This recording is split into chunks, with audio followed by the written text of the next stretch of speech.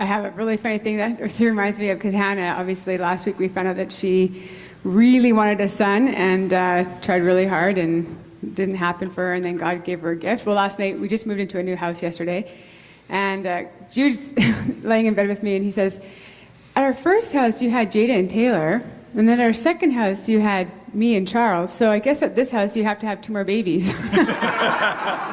I was like, no. It's a different gift going to happen here. No babies. Okay, anyways, babies are great.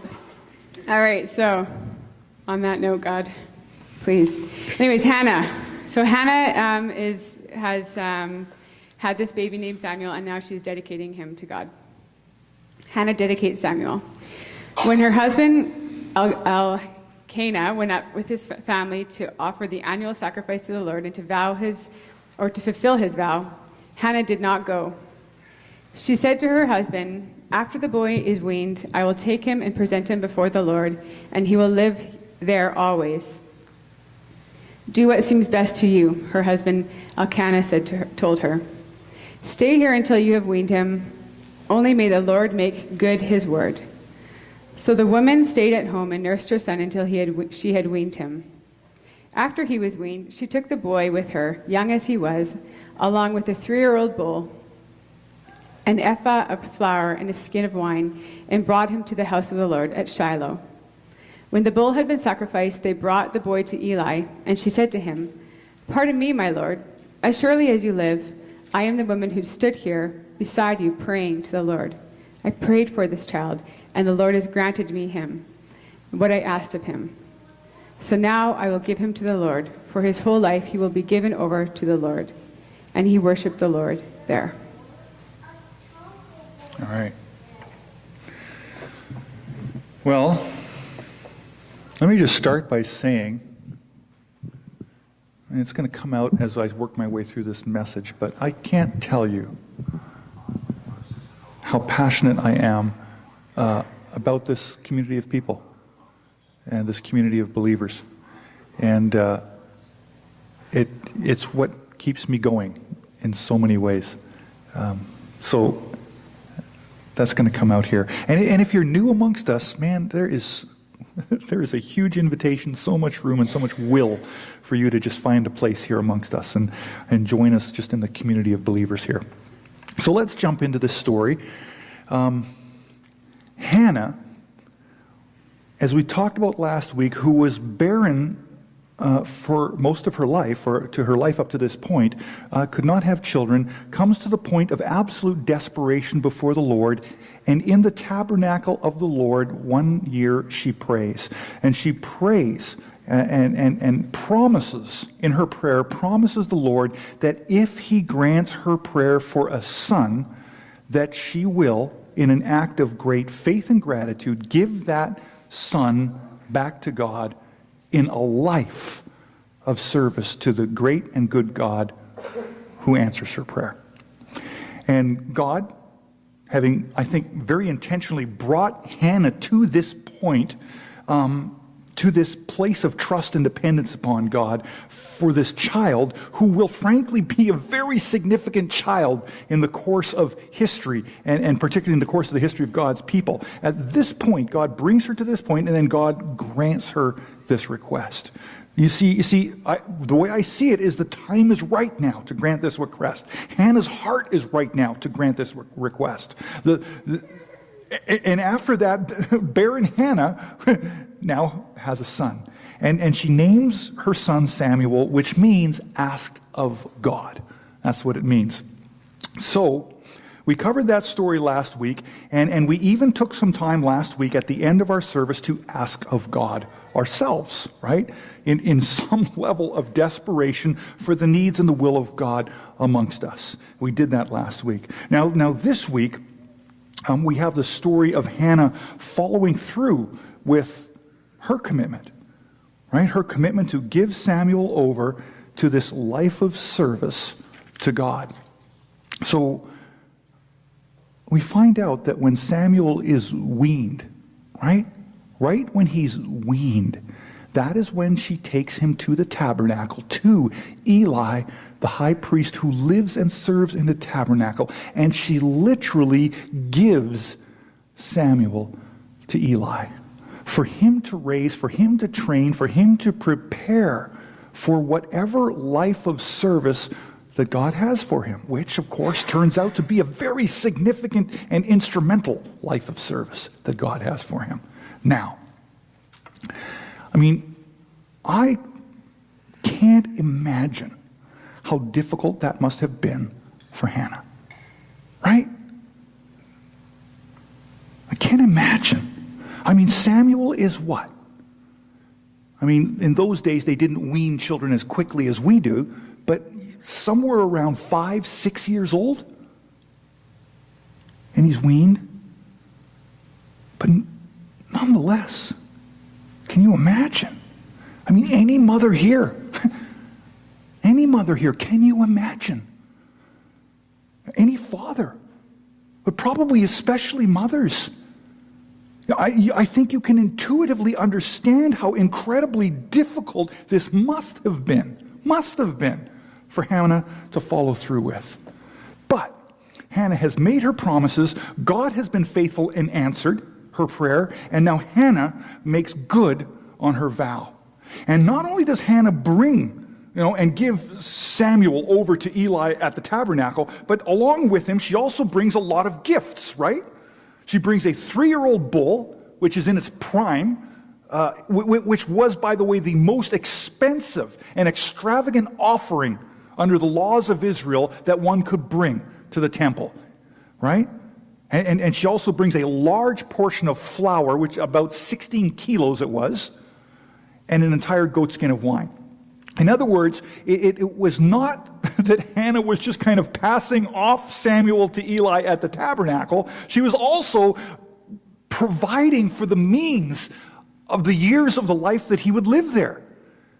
And you see, this was just not the kind of case that I can't care for this child, so please take him off my hands. And nor was it the case that if I can't keep him, I shouldn't be expected to pay for his keep either. And Hannah actually gives the child up to the Lord, and she provides for his needs as well, annually. She did this when she brought him, but every year when she came back to visit him, and they made their yearly pilgrimage, she brought another gift, similar gift, that would again provide for the sustenance of this child for yet another year. So she's not only giving him up, she's also continuing to provide for him. You see, Hannah truly and dramatically, and I suppose even radically, she realizes what we all as parents should realize, that children are the Lord's. That's what she fully and completely realizes, that children are the Lord's. Children are a gift, they're miracles, they're entrusted to us by God. We care for them, we provide for them, but we ought not to try to own them or possess them, because they are in the end God's. She completely and fully embraces that concept. And we must consider, right, as parents, as carers of children, we must consider what God's purposes, and will is for those children, and how we can prepare for them, right, for that will that God has for them, and even give them over to exactly that on behalf of the Lord. That's really our job as parents. It's really our job as a church with a bunch of kids amongst us. And you know what? The truth is, that can be a rather challenging exercise of faith to really wholeheartedly step into. Can't it? It must have been for Hannah, especially considering how radical her particular giving over of her young son was, and how young he was, and how much she had to let go, and how much she had to trust God and give him into his hands. It also, frankly, it also highlights Hannah's level of amazing faith and trust in God. I mean, she clearly believes and knows that God's will is the very best will for Samuel, no matter what. Right? She knows that God's protection and God's provision and God's purposes for Samuel are superior to her own. And she is willing to give him over to that no holds barred. Right? And to be sure, Hannah is an example for us. All of us who are parents, and for us as a community who have children amongst us. She is an example for us here. A radical example, perhaps even a scary example. Is that fair to say? But nonetheless, she is the right example for us. So, that's the story in a nutshell. Let me share with you some of my passion and some of my story and a few other stories. I hinted at this last week.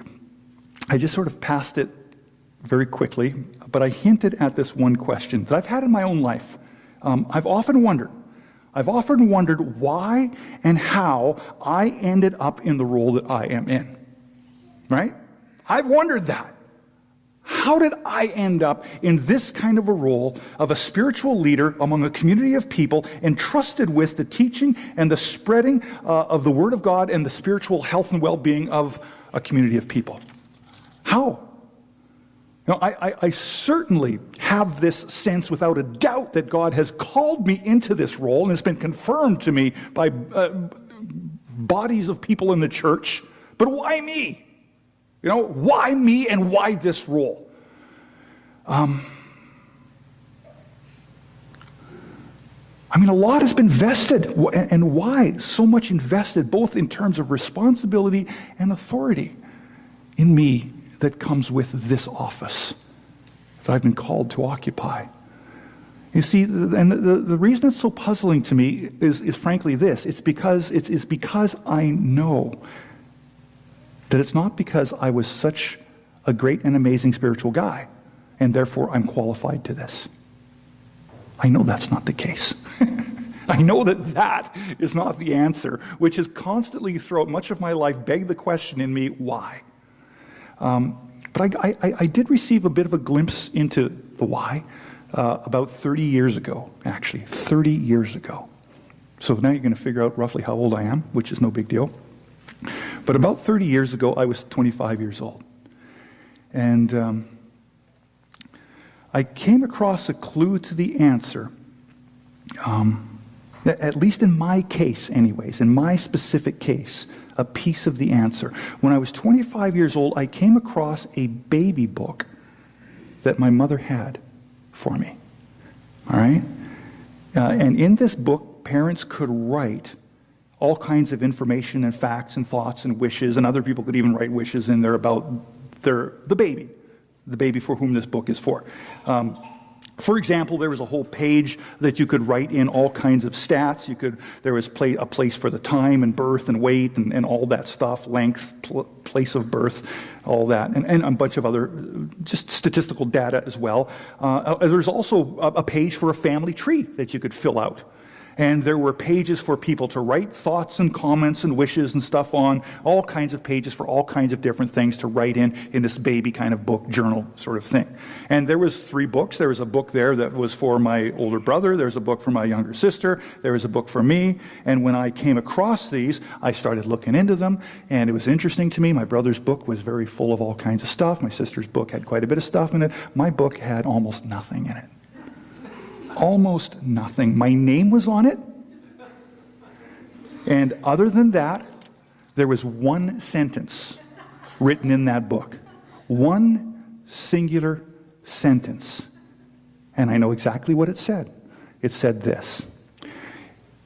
It said, I don't care if he becomes a garbage man as long as he loves God and serves him with his life. That was the only thing written in my book. By my mother, I presume. That was all. And I think that one sentence sort of written over me when I was a baby represents so much and answers so much of the why as to I ended up where I ended up. It really forged a path for me, I think. You see, I realize I was passionately, and maybe even it seems somewhat with a level of risk. I was sort of given over to God in his service. And I believe that really did establish a certain course for my life. And that is much of the influence, frankly, that a mother and a father have upon even a very, very young child. Especially when they not only write or say that, but sort of live toward that, right? And raise toward that. That is, frankly, the blessing. That is the favor of God coming through a parent that comes and rests upon a child and has untold power for good upon that child. From my mother, passed on, laid upon, blessed upon me with a passion. That's the key part. With a faith, with a certain amount of risk that dared to give me over. And even in a sense to give me away in trust to God to be and to serve him. And it is almost like that sitting there alone, all alone in that book. It almost represents the truth that really nothing else mattered. It was as though nothing else mattered. Nothing else was written down except that he loves God and serves him. Nothing was a higher or frankly even an equal priority to simply that. And honestly, I've come to realize it really didn't matter if I was a garbage man or a pastor. That didn't matter. Or a whatever. In any vocation, in absolutely any vocation, I could love and serve God. You see, it's not about the vocation. It's about the love and the service to God in life. So frankly, she was right. The vocation was irrelevant. But part of that kind and that level and that depth of whatever commitment is sort of what began to qualify me for a role like this too. Now, I suppose that it would have been tempting to have added some other conditions to that statement, wouldn't it? As parents, I mean, wouldn't you want to fill out that list a little bit more, and put in a few things, that he loves God and serves him, and that he has a good career, because that's important. That he take care of himself and his family and all that other stuff. That could be tempting to add. Or how about that he's healthy and whole? That's a reasonable prayer for a parent to add to that. Or how about that he gets a good education and therefore has a number of opportunities in life to move forward? That, sure, why not add that too? But nope. In my case anyways, none of that was added. And I very much get the sense that there is this idea and this trust and this belief that if God wants to do some of those things, that's great and that's entirely up to him. Whatever. Right? But, the only actual request was that plea. Garbage man or whatever, that he would love God and serve him. Everything else, while many other things could be good, they were all so secondary and so entrusted to God that they didn't even make the list. It's like they weren't even thought about. And you know what? It is prayers like that. It is faith like that. It is dedication like that, which causes faith to be passed on from one generation to the next generation. That's the essence of how and where it happens. And that idea of faith being passed from one generation to the next, that is something that I passionately care about. Right? Seeing faith in Jesus and his gospel transferred from my generation to the next generation. From me to my kids. From us to our children. I care so much about that. That happens amongst us.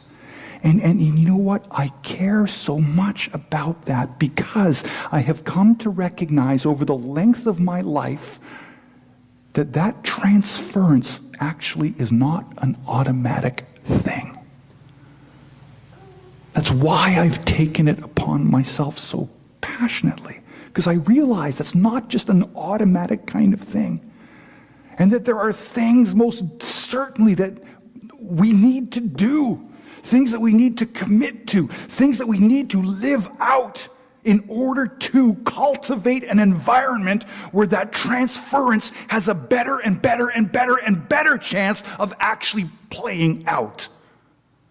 I don't know that we can ever perfectly control it, but we can sure nurture it and culture it and create an environment where it's more and more and more prone to happen. And I'm passionate about that. The sobering thing, right? The sobering thing, and frankly for me, even the alarming thing, is that in Canadian culture, and even in Western culture as a whole, in the past 3 or 4 generations, right? We have seen actually a dramatic decline in the passing on of Christ-centered faith from one generation to the next generation. Do we all realize that? That process has declined dramatically in the last 3 or 4 generations. It's also dramatically increased in other parts of the world and countries and cultures. But here, it's decreased dramatically. I recall once reading, not too long ago actually, about the history of concrete. Right? Concrete, yeah, the stuff that we pour and build with and turns hard, the wet cement that turns hard. The history of concrete. Did you know that the Romans built a lot with concrete? The Colosseum is made out of concrete. And then history hit this point in time where we actually lost concrete. And it was not rediscovered again until centuries later. And it was during the Middle Ages that concrete was basically lost. The formula, the knowledge, the ability to work with and build and use concrete was lost. And it was during the Middle Ages where this happened. And a big part of what caused this to happen was actually the Black Plague. And when the Black Plague first hit Earth, it was devastating, and it killed almost 1/4 of a population of Western culture in a very short period of time. And the truth is that with people dying so prematurely and so quickly, the opportunity to pass off things like how to use the formula for concrete, it got lost. It simply got lost and didn't get passed on to the next generation. And in a few short generations, we lost the ability to use concrete. And it wasn't rediscovered again for centuries.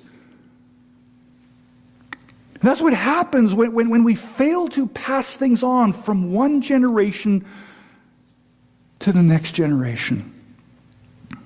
Well, in the past few generations, our country, so much of the Christian faith has also been, and is, maybe it's not been yet, but it's largely being lost in that it is not effectively passed on from one generation to the next. And it's not because of the plague. It's not because of something like the plague. Frankly, if we were hit by a plague, it would probably actually help us, spur us on to do that kind of stuff more. It would create probably some level of desperation and crying out to God, and we probably would actually even get better at doing this. But I think largely it is because of a growing lack of passion to make this a great priority to pass on that has caused us to fail to actually pass it on. Perhaps it's just that we've taken too much for granted in this. And perhaps we're beginning to have and to hold too many other things, too many other priorities that we feel we've got to pass these on. That this one other priority kind of gets a little bit squeezed off to the side more and more and more.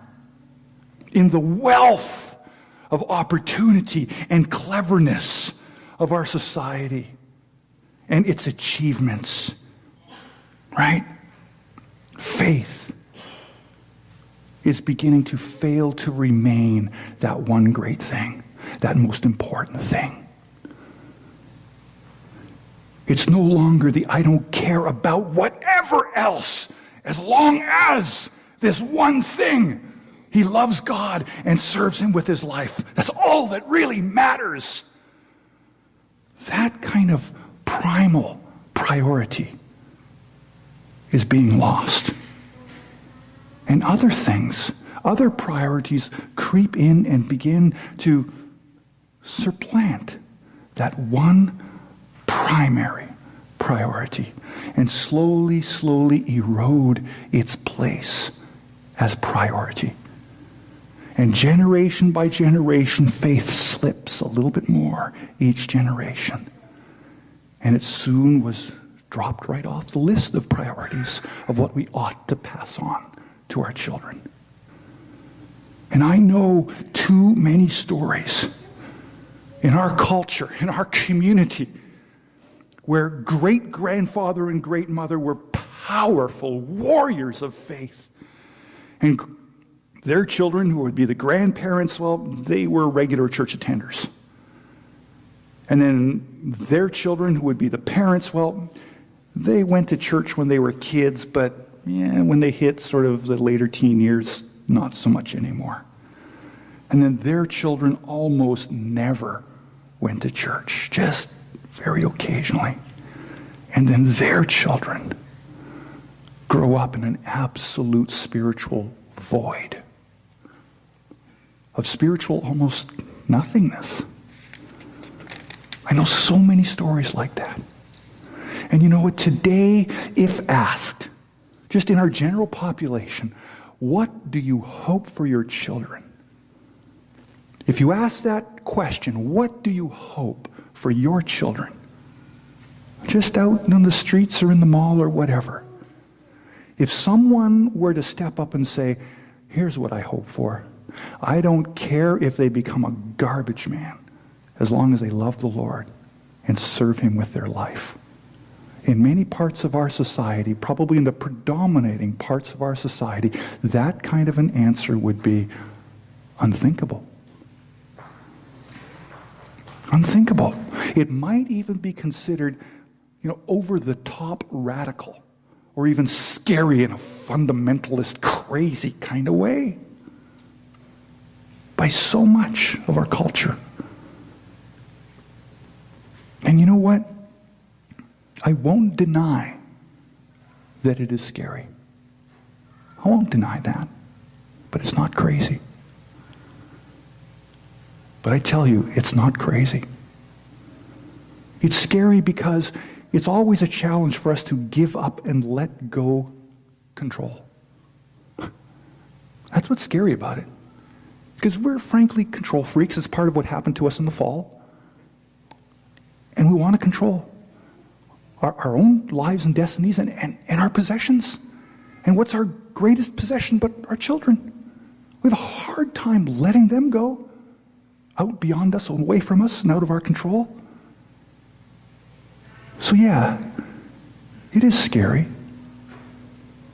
until, here's the truth, is that it is scary until we truly realize that God is greater than us. Oh, suddenly not so scary.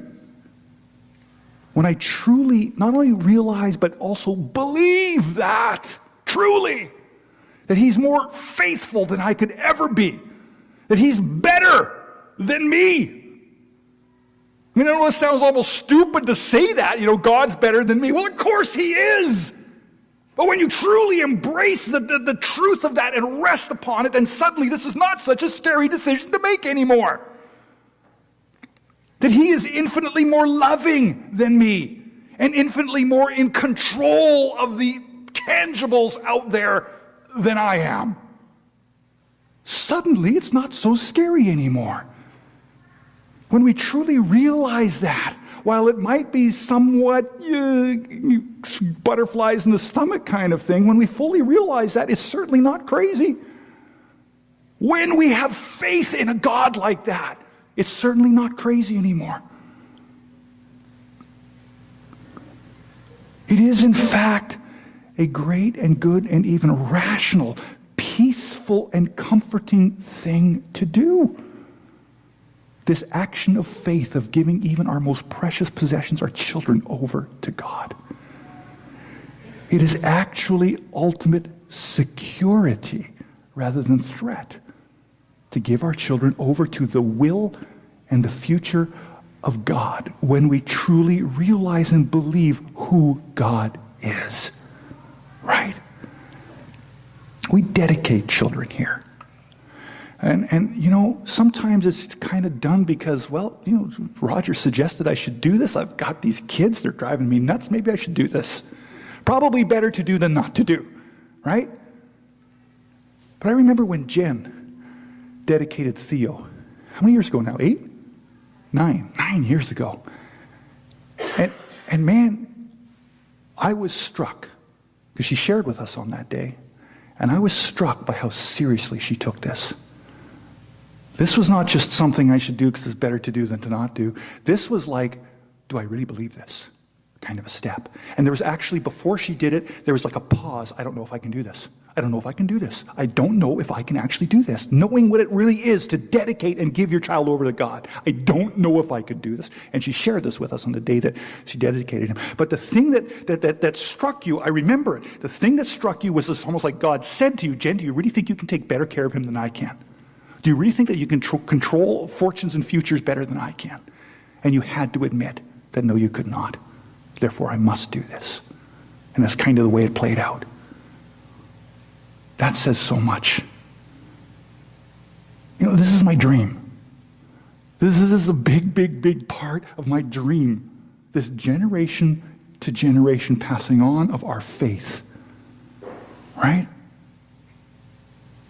Not just as though it was the most precious thing that we could pass on to our children, but with this absolute conviction that it is the most important thing that we could ever pass on to our children.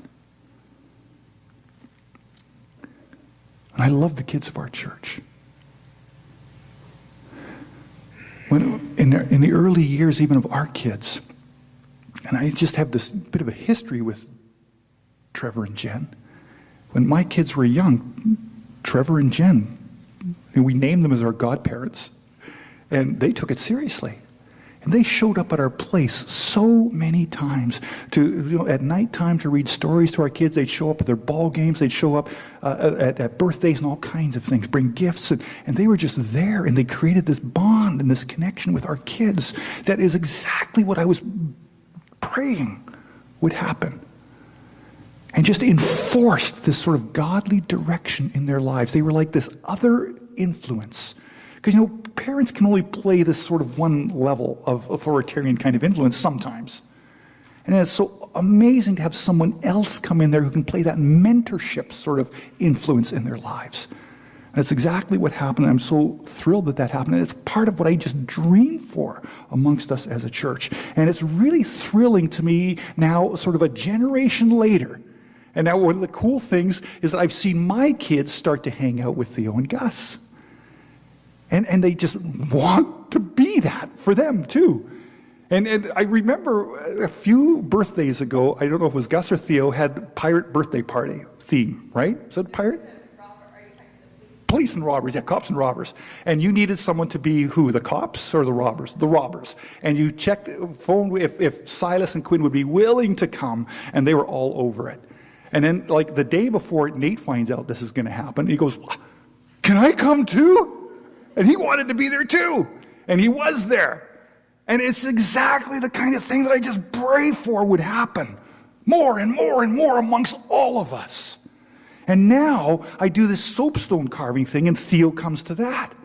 On Friday afternoon for any of the kids, and it's Theo and Eli and Jackson are the 3 kids who signed up for it. And there's a couple of adults too. But man, it's just been a thrill for me to have Theo there and to see this whole thing kind of go circle right the way around again. And I'm getting to know Theo. I'm getting to know Eli. I'm getting to know Jackson because I'm soapstone carving with them. And you know what? Here's the thing.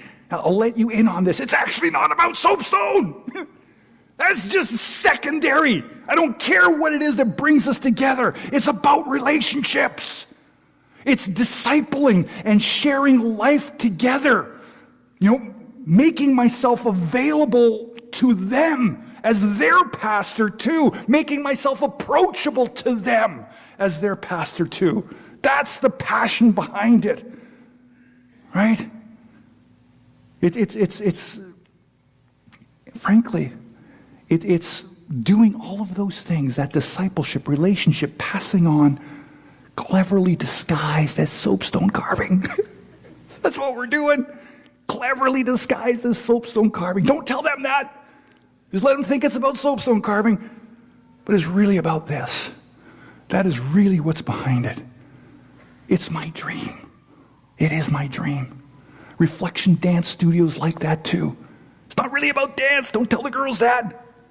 It's actually about discipling them and getting into their lives and being a part of their lives and creating these relationships and trusts with them to impact their lives for the cause of the gospel and Jesus and God, to pass that on to them, cleverly disguised as a dance studio. Don't tell them that. They'll figure it out sooner or later. Youth group meets at my house. I love it that they meet there. I love it that they meet there. It's loud, it's chaotic, they make a mess, but I love it. I absolutely love it. Salt, they call it salt. Every Friday night, it gets really noisy in my house, and the noise causes me to pray. In a good way. I pray for them. I pray for them. A few weeks ago, they did this Halloween theme thing. They all got dressed up, and they called me down to be the judge of the costumes. Oh, man, exactly what I want. Not because I care about judging Halloween. I could care less. But I'm in there, and I'm looking at these kids. And as I'm looking at their costumes, I'm looking past their costumes, I'm looking at them. And I'm literally sitting there, pretending to be a judge, praying for them. And there were 3 kids there that I didn't even know who they were. And God just brought my attention specifically to them. And I specifically began to pray for them. That's what it's all about for me. It's a Halloween salt costume party, whatever, cleverly disguised, right, as discipling. It's really about getting to know them, connecting with them, creating relationships with them, praying for them, and all of that. That's what it's about. Once a month, I teach Sunday school. So once a month, someone else preaches. Last month, it was Nate. Next week, it's going to be Garth. I'm going to be with the kids again. So I've done it only twice so far. But I desperately wanted to do this because I want them to know that I'm their pastor too. And all the relationship building stuff, that stuff's critical. Because what that does is it creates this right for me to talk into their lives. It gives me, when I create a relationship with them, I suddenly now have the right to speak into their lives. And that's what all the relationship stuff's about. But man, when we get into the Sunday school room, that's like teaching time. Nothing's covert anymore. Nothing's cleverly disguised anymore. Now it's hitting the nail on the head with the hammer time. And I get this once a month with them. Once a month. And it's like, I am just determined to make use of that time, to redeem that time to its utmost. So 2 times I've met with them. First time, I'm going to tell you what I told them, because you should know what I'm telling your kids, for those of you whose kids those are. The rest of you should know too. So the first time I got with them, I wanted to have a core message. Every time I want to have this core message that there's no way they can leave without remembering this core message. And when I went in the first time, I went in and told them, I want to tell you something that was, frankly, it is the most important thing that I have to share with you. Of all the things in life that I could possibly share with you, boil it down to one sentence. This is the single most important thing that I could possibly share with you. And all of my years of experience in life taught me that, and affirmed to me that this is the most important thing that I could possibly ever share with you. And they're like, what is it? Right? And It frankly is the greatest revelation in my own life. The greatest, not just realization, revelation, but the greatest prayer, and it has become a mantra prayer throughout my entire life. It started when I was an older teenager, but this is it, this prayer, this mantra, and this is it, that God, I only want to do what you want me to do. That's it. God, I only want to do what you want me to do. That's it. That's it. And the thing is, I came to the conclusion, I told the kids this, that God, if you're great, and if you really are good, and if you really are love, and if you really are my creator, right? If you really did give your son to die for my sins so that I could be forgiven and healed and live, if that's all true, then the only sensible thing for me to do in this life is to pray that prayer all the way through life. God, I only want to do what you want me to do, and nothing else. If that's all true, and everything in my life has said that it is indeed true, then that's the only sensible thing that you could pursue as a mantra for your life. So that's what I shared with them. Second class. A few months later, because of summer things were disrupted. So a few months later, I come to the second class, and it's an interesting week. It's all boys. There's no girls there. It's just boys. And it's like, wow, this is interesting. I wonder why God has just boys here today. It's like, I'm going to lean in on them. I'm going to lean in on this. I got to go for it. I only get these once a month. For like 20, 30 minutes, I got to lean into this. So I told them about the two most significant spiritual experiences in my life. Two. One came when I was 6 years old. And it's when I actually became a Christian. And I wanted to tell them why. Why did I become a Christian at 6 years old? At 6 years, see, I grew up on a farm. How many of you grew up on a farm? You know, the truth about growing up on a farm is you're familiar with what death is all about when you're very young, right? You see things die. Because animals don't live nearly as long as people do, for the most part. And turtles do, but most other animals, a lot shorter lifespan. So they die pretty frequently. So even as a 6-year-old kid, I saw lots of things die. And at about 6 years old, it dawned on me that someday I'm going to die too.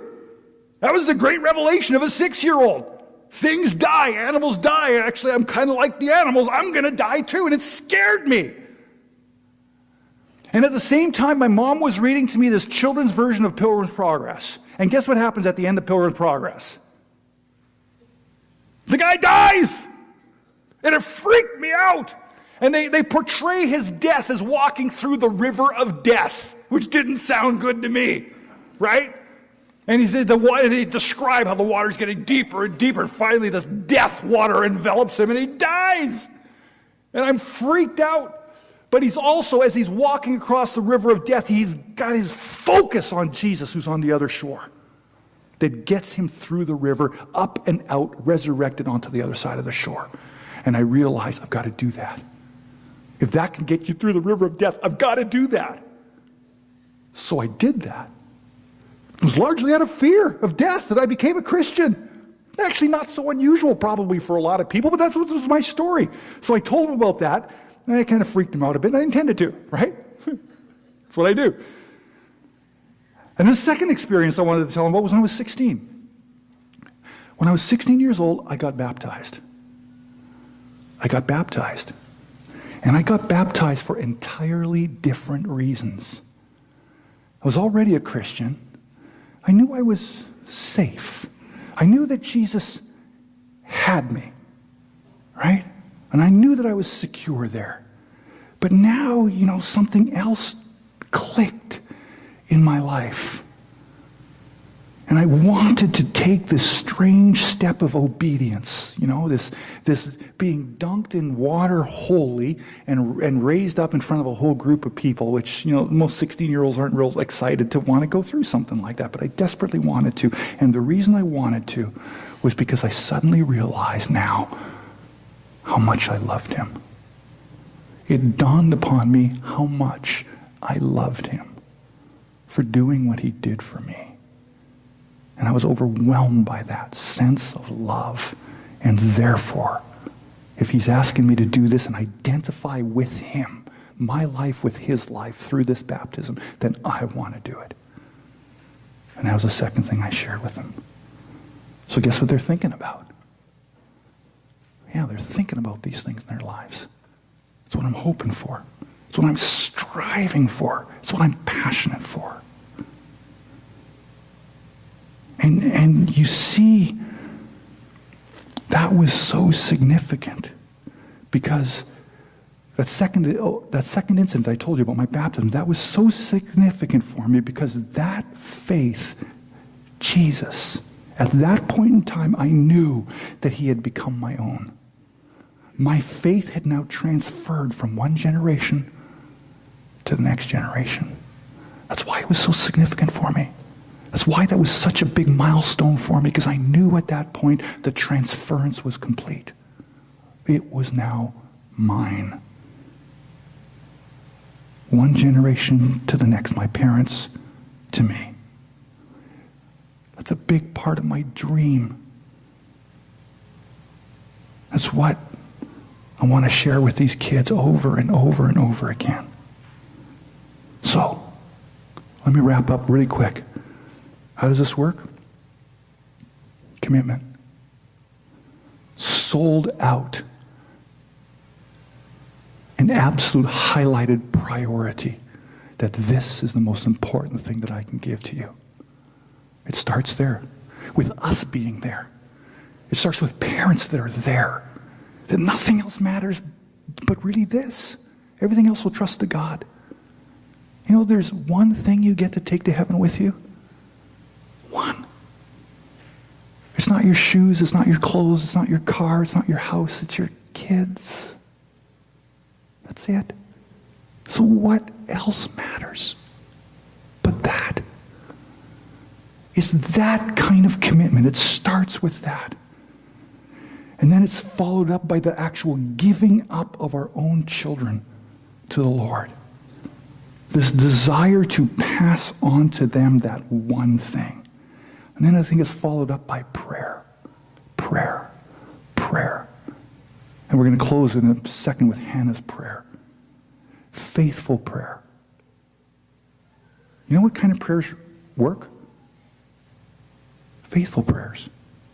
Not anxious, worried prayers. You know your prayers for your kids are right when they're not anxious, worried prayers. Prayer's not supposed to bring anxiousness and worry. It's supposed to get rid of it. Right? Be anxious for nothing, Paul says. But in everything through prayer and petition, let your requests be made known to God. If your prayer goes anything like, God, I don't know what to do with these kids. You take care of them. Well, maybe that's a good place to start, but you got to move on from there, right? If that's where you are, that's where you are, but you got to get past that. There needs to be this peace that comes in this as well. And trust in God. Pray like that, pray like that, pray like that. And then there's this whole thing about mentorship and relationship, discipleship and passing on. And you know what? That takes a community of people to do. That takes a community of people to do. I do not think that you can just do that on your own in isolation of a community of people. Find people to be mentors for your kids. Us here choose to be mentors for other people's kids. That's so critical. And I really think that one of the reasons my kids still come to church is not because I did such a great job. I hope I did an okay job. But you know what? There were times when Dad goes crazy at home too, you know? And I'm anything but a good example. And at times like that, I'm so grateful for people like Trevor and Jen and all the other people, Jack, who had a big impact for Young Life, Emily, and all kinds of others here. Most of you here who poured into their lives and reinforced what we were doing and filled in the gaps that I couldn't fill in. Needed that to happen. We all need that to happen. We all need that to happen. I'm so grateful for the people who help with Sunday school. And many of them don't have kids in the Sunday school. Alexis, I think of you and your work with the dance. in Sunday school. Chad and Chelsea are teaching today. Freshly married couple, no kids. Rachel and Ryan, dating couple, helping in Sunday school. Right? Man, they're critical to that. They're critical to that. So don't think that if you don't have kids, much of this sermon doesn't apply to you. You play such an important role, critical role. And you can't be too old either. I think of my mom every week doing the story in there. Virtually every week. That's critical too. It takes all of us. That's the community. That's the dream. That's what I'm hoping for and praying for. Amen? Amen. Here come the kids. Yeah, bring them on in. You can open the door there and bring them in. We're going to close by sharing communion together. Are we? I don't see it. Oh, there it is. So we're going to do communion together. Kids are going to join us in communion. Sarah's going to come and read Hannah's prayer. So as we sort of get a little bit settled, we're going to start handing out the communion elements. And Sarah's going to read Hannah's prayer. This is the prayer that she prays as she dedicates him in the temple and gives him up to God forever when he's 5, 6 years old.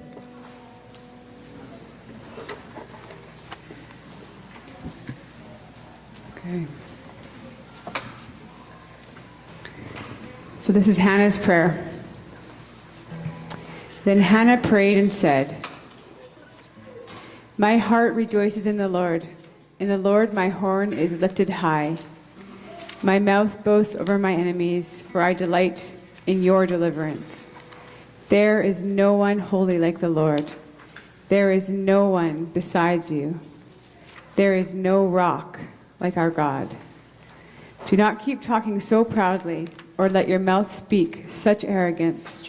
For the Lord is a God who knows, and by him deeds are weighed. The bows of the warriors are broken, but those who stumbled are armed with strength. Those who are full hire themselves out for food, but those who are hungry no more. She who was barren has borne 7 children, but she who has had many sons pines away. The Lord brings death and makes alive. He brings down to the grave and raises up. The Lord sends poverty and wealth. He humbles and he exalts. He raises the poor from the dust and lifts the needy from the ash heap. He seats them with princes and has them inherit a throne of honor. For the foundations of the earth are the Lord's. On them he has set the world. He will guard the feet of his faithful servants, but the wicked will be silenced in the place of darkness. It is not by strength that one prevails. Those who oppose the Lord will be broken. The Most High will thunder from heaven. The Lord will judge the ends of all the earth. He will give strength to his king and exalt the horn of his anointed." Then Elkanah went home to Ramah, but the boy ministered before the Lord until under Eli the priest. So yeah, just for those of you who are guests, if you want to do this with us, if you want to commemorate and remember and celebrate what Christ has done for us, take one of the cups, take a piece of the bread, hold it, and then I'll come back here and we'll all sort of step into that remembrance together. All right, and we'll sing until that's happened.